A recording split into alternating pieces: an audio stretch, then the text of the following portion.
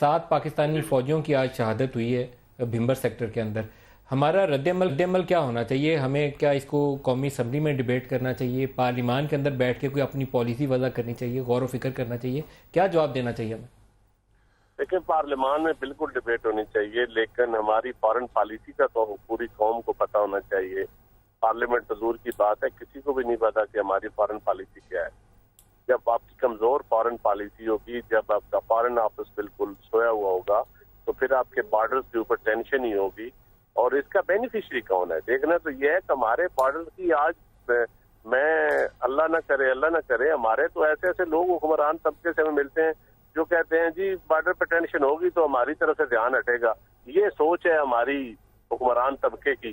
جب یہ سوچیں ہوں گی تو پھر کیا میسج جائے گا؟ چند صاحب یہ زیادتی ہے، ویسے میرے خیال میں نا کافی زیادتی ہے. بڑا سخت ہے جملہ جو آپ نے استعمال کیا، میں اس کی ایکسپلینیشن نہیں کروں گا، لیکن یہ بڑی زیادتی ہے یہ کہنا. میں سچی بات آپ کو بتاؤں، میں کئی لوگوں کے منہ سے سن چکا ہوں یہ بات، اور ان کی نیت، میں کہتا ہوں ہم جمہوری لوگ ہیں، ہم چاہتے ہیں کہ اس ملک میں امن آئے، جمہوریت ہو، اس ملک کے پولیٹیکل کلاس کی عزت ہو. سچی بات ہے، میری قسم سے سب سے بڑی خواہش ہوگی کہ ہر پولیٹیکل ورکر، ہر پولیٹیکل لیڈر با عزت، اتنی عزت ہو کسی اور طبقے کی عزت نہ ہو.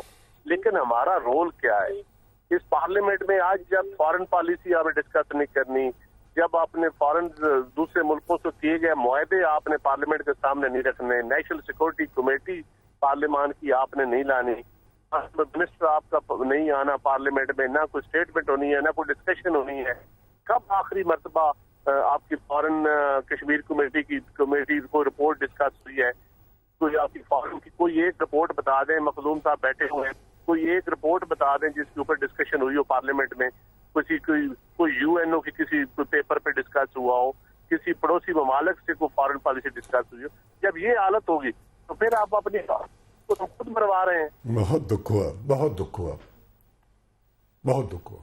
میں 3 مرتبہ میں نے یہ بات کی کہ میں تو چند صاحب کے بارے میں میرا اپنا خیال تھا کہ سیاسی سوچ رکھنے والے اور سمجھ والے لوگ ہیں، سب آدمی ہیں لوگ، تو خیر وہ جمع کا صیغہ میں نے استعمال کیا.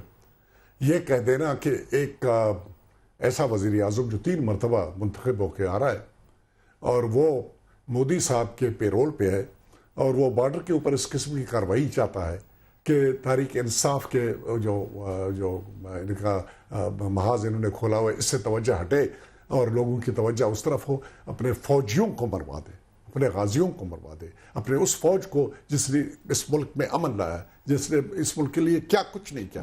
یہ اگر سوچ ہے، یہ ہماری سوچ ہے، سوائے افسوس کرنے کے میں اور کچھ نہیں کہہ سکتا ہوں. میں اس کو رہنے دیتا ہوں.